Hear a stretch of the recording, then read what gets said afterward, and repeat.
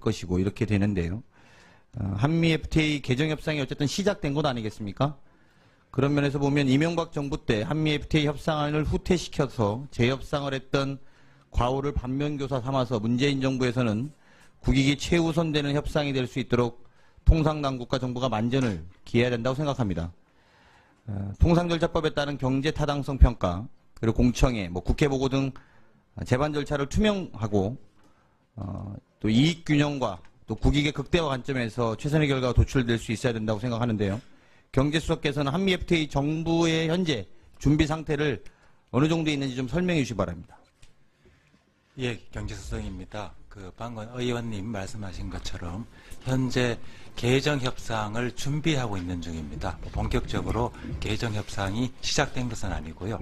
그 관련되는 일종의 행정적인 절차들을 거치고 있는 중이고요. 그동안 통상교섭본부를 중심으로 해서 산업부, 그리고 기재부, 그리고 관련되는 대외 경제장관회의에서 이와 관련돼서 개정 협상과 관련된 여러 가지 준비들을 지속적으로 해온 것으로 알고 있습니다. 내일 미국 대통령 오는데 따로 재반 이런 거 관련된 논의는 따로 안 하시는지요? 관련되어서 내일 각 통상장관들이 미국과 그리고 한국의 통상장관이 관련되는 일종의 회의를 정상회의 그리고 그 이후에 진행은 되는군요. 방식을 통해서 네. 이루어질 것으로 그렇게 기대를 하고 있습니다. 네, 하여튼 만반의 이익균형과 국익 극대화 이걸 원칙으로 좀 세워서 만반의 준비를 해주셨으면 좋겠습니다. 제가 아까 첫 질의 때 질문드렸습니다만 지금 방금 보도가 났기 때문에 한 번 더 여쭤보겠습니다. 결국은 국정원의 돈으로 소위 진박 여론조사를 100회 실시했다는 보도가 방금 나왔는데요. 이게 결국은 유승민계라고 하는 지역구에 집중조사를 했다는 겁니다. 특수활동비로. 그래서 정적 제거 활동을 했다. 그래서 여기에 진실한 친박, 소위 진박이라는 게 등장하고 TK 대통령의 발언 직후부터 100회 여론조사를 했고 이것이 사실상은 10억인데 5억 원으로 조정을 했다는 거고요. 대상 타겟 지역은 수도권과 TK에 있는 유승민계 지역구 30여 곳이며 대구 동구울 여론조사 같은 경우에는 4차까지 대질 가정조사를 했다는 겁니다. 당시에 청와대 정무수석실이 국정원으로부터 상납받은 돈으로 이 조사를 주도했다는 겁니다. 예산과 관련 없이 무조건 시행할 것을 누군가가 정무수석에게 지시했을 텐데 이 대목에 대해서는 박근혜 전 대통령이 자유롭지 않을 수 없다고 봅니다. 사실상의 정적 제고용 정치 개입을 한 것이다. 그리고 이것은 선거법과 공무원법 모두의 위반되는 일이라고 저는 생각합니다.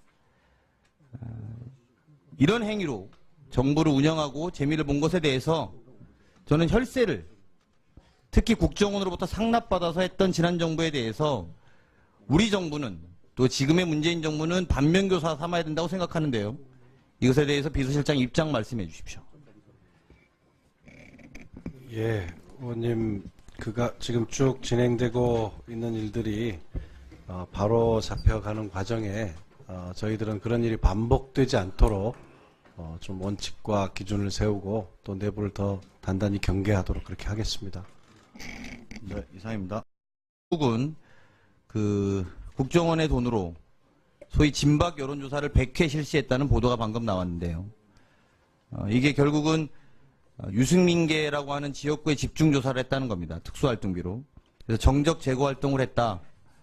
그래서 여기에 진실한 친박, 소위 진박이라는 게 등장하고 TK 대통령의 발언 직후부터 100회 여론조사를 했고 이것이 사실상은 10억인데 5억 원으로 조정을 했다는 거고요.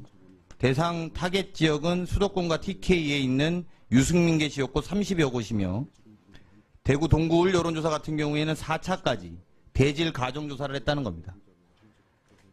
당시에 청와대 정무수석실이 국정원으로부터 상납받은 돈으로 이 조사를 주도했다는 겁니다.